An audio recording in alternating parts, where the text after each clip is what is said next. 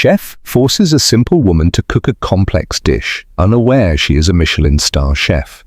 In an upscale Chicago restaurant kitchen, arrogant executive chef Maxwell Richards stares condescendingly at Amelia Hartwell. With a cruel smile, he forces the seemingly inexperienced redhead to prepare a Beef Wellington, the most technical dish on his menu. But Maxwell doesn't know what everyone in Europe's culinary world does. Amelia Amy Hartwell isn't just any chef, she's culinary royalty hiding in plain sight. Amelia Hartwell had once commanded the most prestigious kitchen in Paris. Her restaurant, Leto, earned 3 Michelin stars faster than any establishment in history. Food critics described her Beef Wellington as transcendent, a dish so perfect it brought diners to tears. But 2 years ago, Amelia walked away from it all, burned out from the relentless pressure of maintaining culinary perfection. Now, at 34, she stood in the gleaming kitchen of Elevation, one of Chicago's most acclaimed restaurants. Her auburn hair pulled back in a simple ponytail, looking nothing like the celebrated chef whose portrait hung in culinary institutes worldwide.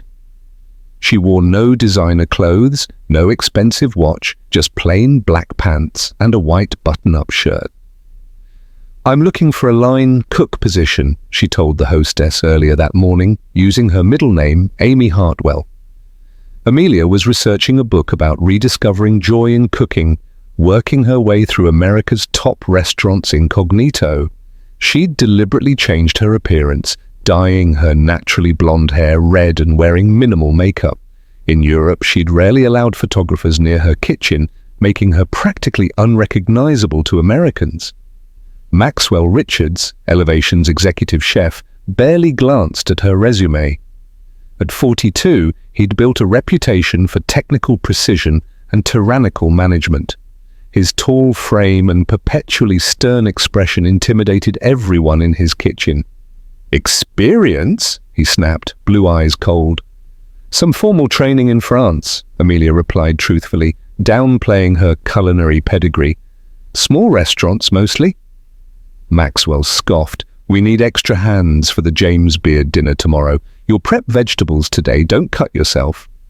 Amelia smiled politely. "Thank you for the opportunity." Throughout the morning, she worked quietly, observing the kitchen's dynamic.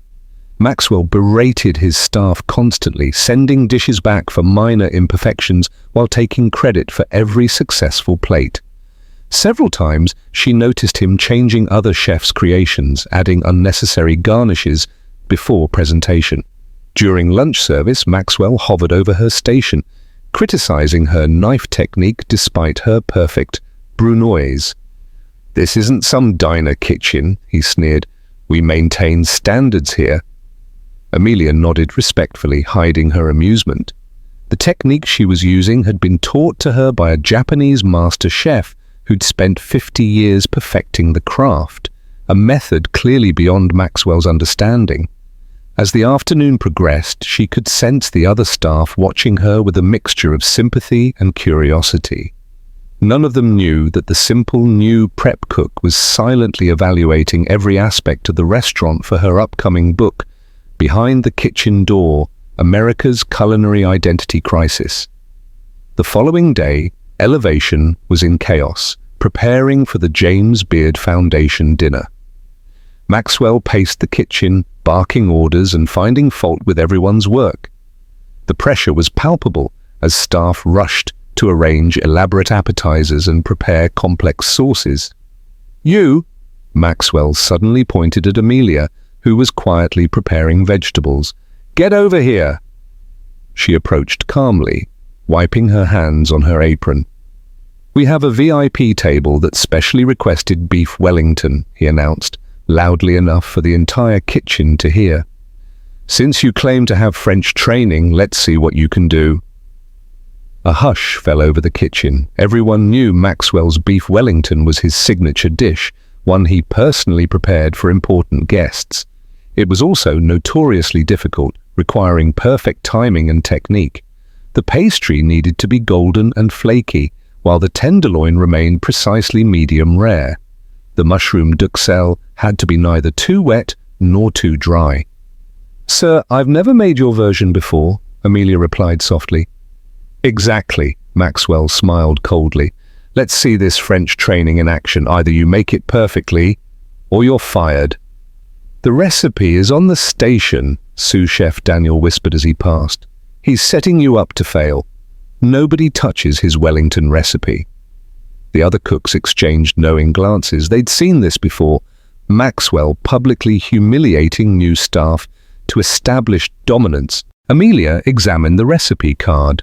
It was technically correct, but lacked the nuances that elevated a good Wellington to greatness.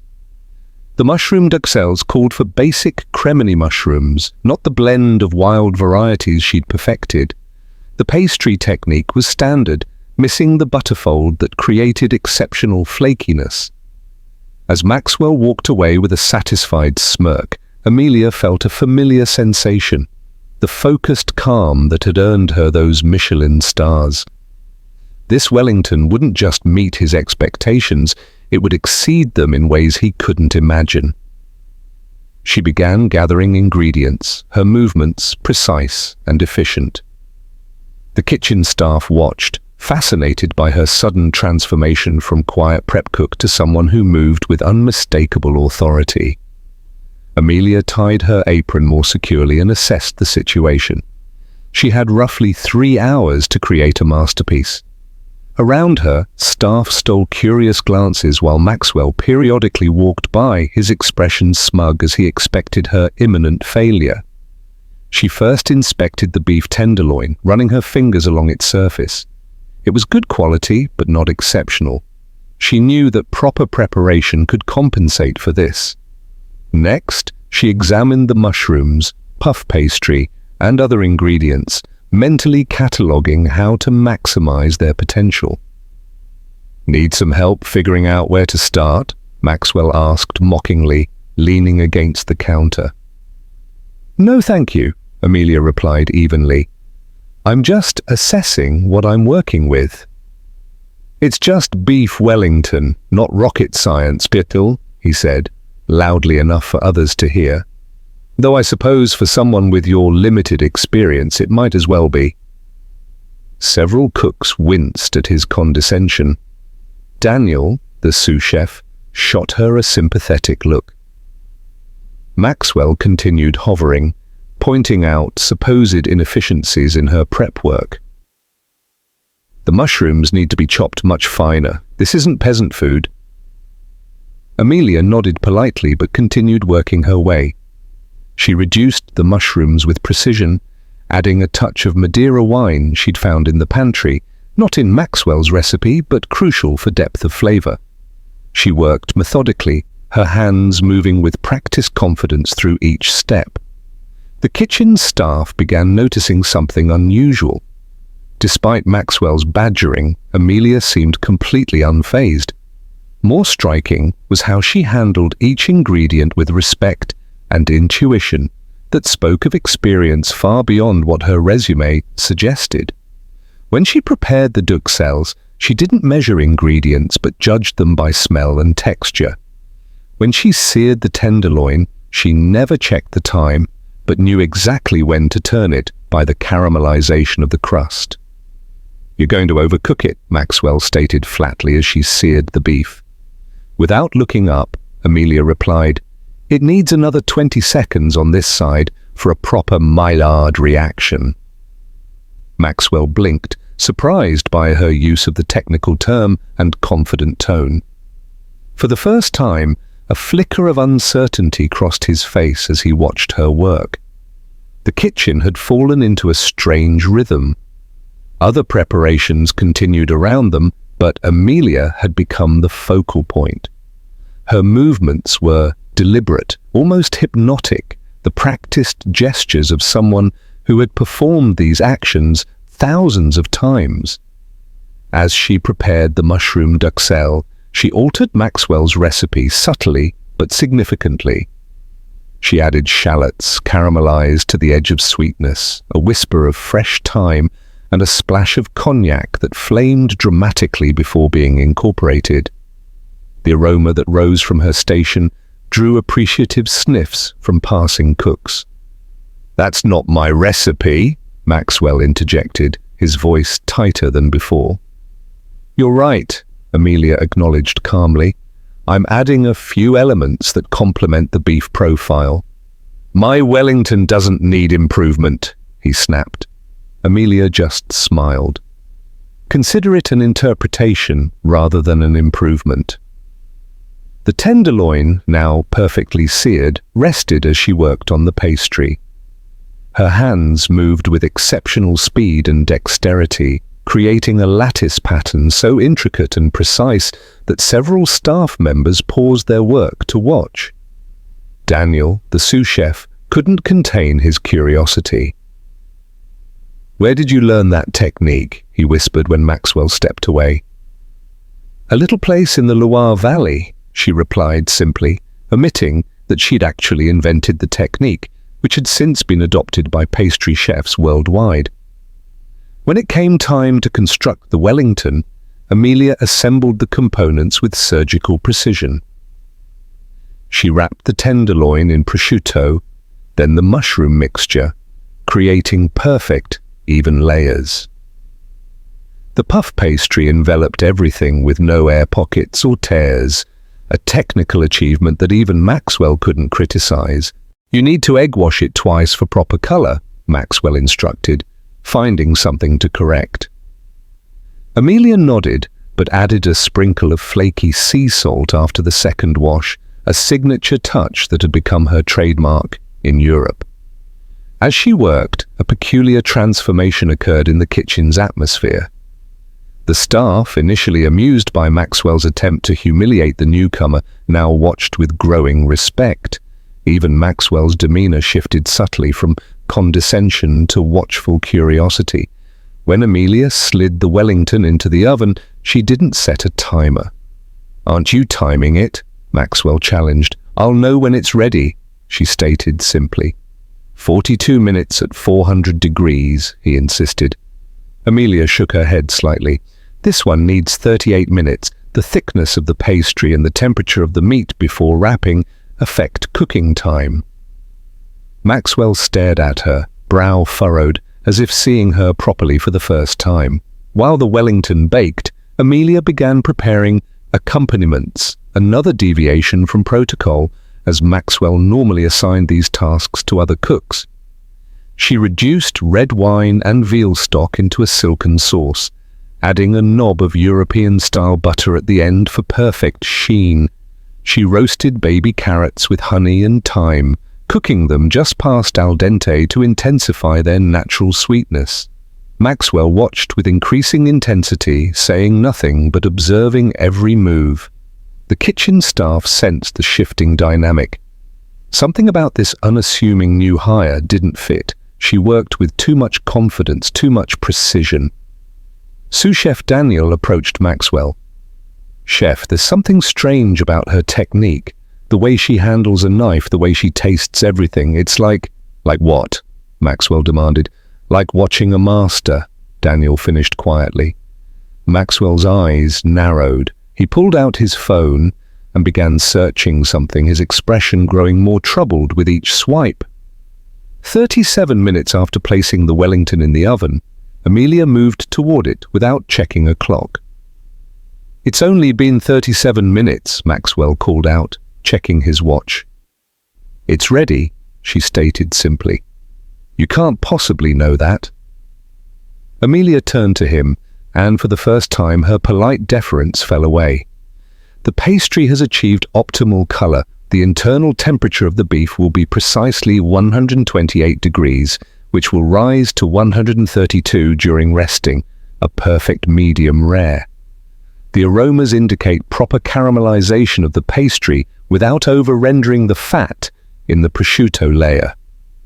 The kitchen went completely silent. No one spoke with such authority to Chef Maxwell, especially not a prep cook on her second day. More striking was the technical language she used, the vocabulary of an executive chef, not a line cook. Amelia maintained eye contact with Maxwell, a silent challenge in her gaze. In that moment, They both knew a decision point had arrived. She could continue the charade, or she could reveal her true expertise. Without breaking eye contact, she opened the oven door and retrieved the Wellington, which was indeed a perfect golden brown. Amelia placed the beef Wellington on the marble counter to rest. It was a vision of culinary perfection. The pastry golden and glossy, the lattice work maintaining its definition, the structure perfectly proportioned. A rich, enticing aroma filled the kitchen. 7 minutes to rest before slicing, she announced, her tone no longer deferential but matter-of-fact. Maxwell stared at the creation, then back at his phone screen. His face had paled slightly. "Your name is Amelia Hartwell," he said slowly, "not Amy." She smiled slightly. "I go by both." "You're not just French-trained," he continued, his voice tight. "You're Amelia Hartwell of Leto, 3 Michelin stars, James Beard, outstanding chef, international culinary ambassador." A collective gasp traveled through the kitchen. Staff members who had been pretending not to listen abandoned all pretense, turning to stare openly. One cook nearly dropped a tray of appetizers. "Guilty," Amelia acknowledged, removing her apron. "Though I've been taking a sabbatical for the past 2 years." That's impossible," stammered a young line cook. "Amelia Hartwell is a legend. She's like the Michael Jordan of cooking." "Actually, I'm standing right here," Amelia replied with gentle humor. "And I'd argue Michael Jordan is the Amelia Hartwell of basketball." A few nervous laughs broke the tension, but Maxwell didn't smile. His expression had hardened into something between humiliation and rage. "Why are you here?" he demanded. "To spy on my techniques? To steal my recipes?" Amelia raised an eyebrow.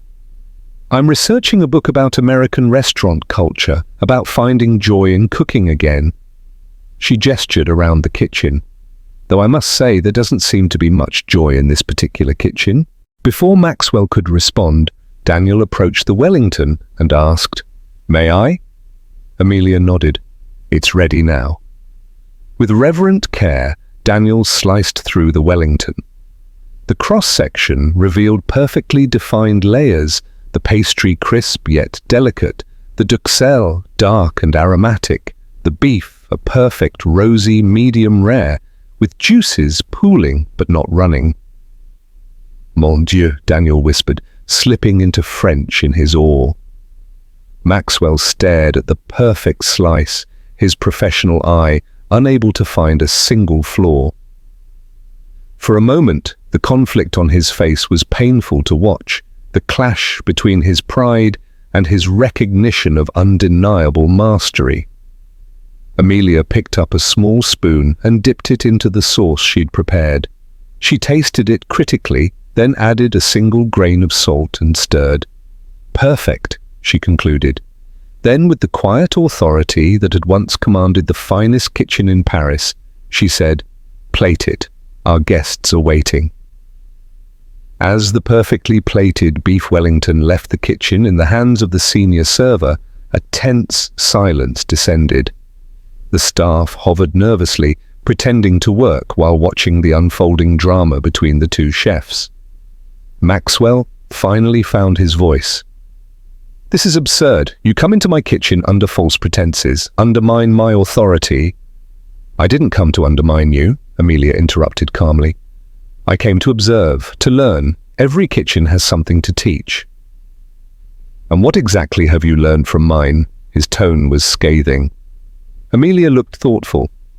"That technical skill alone doesn't make exceptional food. Your recipes are precise, your techniques sound. But there's something missing." "And what might that be?" Maxwell challenged, color rising in his face. "Heart," she replied simply. "You cook to impress, not to nourish. Every dish is a demonstration of skill rather than an expression of passion." The bluntness of her assessment stunned the room. No one had ever spoken to Maxwell this way in his own kitchen. "That's rich coming from someone who abandoned her restaurant at its peak," Maxwell shot back. "What happened? Couldn't handle the pressure of maintaining those stars?" A flash of genuine emotion crossed Amelia's face, the first crack in her composed exterior. "I left precisely because cooking had become about the stars, the reviews, the expectations, not about the joy of feeding people."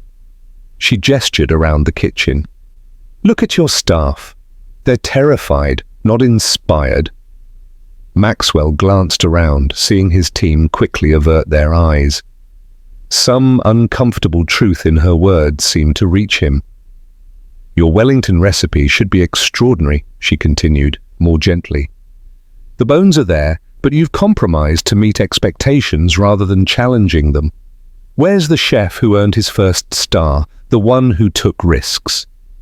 Before Maxwell could respond, the dining room manager burst through the door, his face animated with excitement. "Chef! The guests are asking about the Wellington. They're calling it the best they've ever tasted. The James Beard committee member wants to meet the chef responsible." All eyes turned to Maxwell, whose expression cycled through a complex series of emotions: anger, pride, humiliation, and finally, a reluctant recognition. The dining room erupted in applause as the VIP table savored Amelia's Beef Wellington. Through the kitchen doors, they could hear excited murmurs about the extraordinary dish. Maxwell stood frozen, caught between his pride and the undeniable success occurring in his dining room. After a long moment, he made his decision. "Miss Hartwell prepared the Wellington," he announced, the admission clearly costing him. "She should take the credit." Amelia studied him thoughtfully. "Chef Richards, in my experience, the best dishes come from collaboration, not competition." She turned to the dining room manager. "Please inform the guests that their Wellington was prepared by Chef Richards and his team. It's his kitchen, his menu." Maxwell stared at her in disbelief. "Why would you do that?" "Because this isn't about ego," she replied quietly. "It's about remembering why we became chefs in the first place." The tension in Maxwell's shoulders eased slightly. For the first time, he looked at her not as a threat, but as a colleague. "Would you," he began, then cleared his throat. "Would you show me how you prepared the duxelle?" The depth of flavor was remarkable. The request, humble, genuine, transformed the kitchen's atmosphere. Staff members exchanged surprised glances as Amelia smiled warmly. "Of course," she agreed. "And perhaps you could share your technique for that spectacular scallop dish I noticed on the menu." The sear was perfect. For the next hour, as dinner service continued around them, the two chefs worked side by side. Amelia demonstrated her methods openly, explaining each choice and technique. Maxwell, initially stiff, gradually engaged more authentically, asking questions and offering insights of his own. The staff watched in amazement as their tyrannical boss transformed before their eyes, listening, learning, occasionally even smiling. When Amelia suggested a modification to one of his signature sauces, he actually considered it, tasting thoughtfully before nodding in agreement. "You've been applying classic French reduction too rigidly," she explained. "American ingredients often have different water content and flavor compounds. You need to adjust accordingly." "I never thought of it that way," Maxwell admitted. By evening's end, the kitchen had transformed. Staff members approached with questions and ideas, no longer fearful of harsh reprimand. Maxwell, though still maintaining his standards, responded with consideration rather than contempt. 2 weeks later, Amelia stood in Elevation's kitchen for the last time. The atmosphere had changed dramatically. There was focus and discipline, but also laughter and collaboration. Maxwell moved through the space with the same exacting standards, but a new approach, teaching rather than terrorizing. "I still can't believe you're actually leaving," Daniel said, helping her pack her notebooks. "My research here is complete," she replied with a smile. "Besides, I have 6 more restaurants to visit before my book is finished." Maxwell approached, more relaxed than she'd ever seen him. "The publishers called again. They're very interested in your next cookbook." "And yours," she reminded him. "The collaboration we discussed." He nodded, a hint of excitement breaking through his typically serious demeanor. "I've been working on those fusion concepts we talked about. The test dishes are promising." The doors swung open as servers arrived for pre-service briefing. One carried the evening special, a new iteration of Beef Wellington, developed jointly by Maxwell and his team. It maintained his technical precision, but incorporated Amelia's soulful touches. "Your legacy here will last," Maxwell acknowledged, extending his hand. Amelia shook it firmly. "Not my legacy, just a reminder of what's possible when we cook with both precision and passion." As she walked out the door, Amelia heard something that had been rare during her first days: Maxwell's genuine laughter as he worked alongside his team, creating something extraordinary together. If this story touched your heart, remember that true mastery isn't just about skill, it's about passion and humility. The next time you enjoy a special meal, appreciate the artistry behind it. Where are you watching from today? Let us know in the comments. And if you enjoyed this journey into the culinary world, subscribe for more stories that remind us success comes not from intimidation, but inspiration. Sometimes the most valuable lessons come from the most unexpected teachers. For the next hour, as dinner service continued around them, the two chefs worked side by side. Amelia demonstrated her methods openly, explaining each choice and technique. Maxwell, initially stiff, gradually engaged more authentically, asking questions and offering insights of his own. The staff watched in amazement as their tyrannical boss transformed before their eyes, listening, learning, occasionally even smiling. When Amelia suggested a modification to one of his signature sauces, he actually considered it, tasting thoughtfully before nodding in agreement. "You've been applying classic French reduction too rigidly," she explained. "American ingredients often have different water content and flavor compounds. You need to adjust accordingly." "I never thought of it that way," Maxwell admitted. By evening's end, the kitchen had transformed. Staff members approached with questions and ideas, no longer fearful of harsh reprimand. Maxwell, though still maintaining his standards, responded with consideration rather than contempt. 2 weeks later, Amelia stood in Elevation's kitchen for the last time. The atmosphere had changed dramatically. There was focus and discipline, but also laughter and collaboration.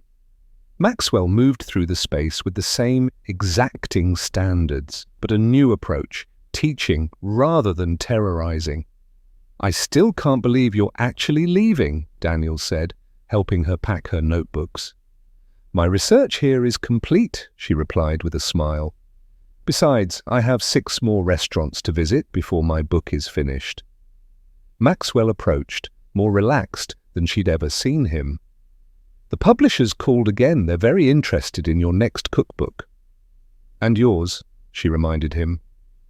"The collaboration we discussed." He nodded, a hint of excitement breaking through his typically serious demeanor. "I've been working on those fusion concepts we talked about. The test dishes are promising." The doors swung open as servers arrived for pre-service briefing. One carried the evening special, a new iteration of Beef Wellington, developed jointly by Maxwell and his team. It maintained his technical precision, but incorporated Amelia's soulful touches. "Your legacy here will last," Maxwell acknowledged, extending his hand. Amelia shook it firmly. "Not my legacy, just a reminder of what's possible when we cook with both precision and passion." As she walked out the door, Amelia heard something that had been rare during her first days: Maxwell's genuine laughter as he worked alongside his team, creating something extraordinary together. If this story touched your heart, remember that true mastery isn't just about skill, It's about passion and humility. The next time you enjoy a special meal, appreciate the artistry behind it. Where are you watching from today? Let us know in the comments. And if you enjoyed this journey into the culinary world, subscribe for more stories that remind us success comes not from intimidation, but inspiration. Sometimes the most valuable lessons come from the most unexpected teachers.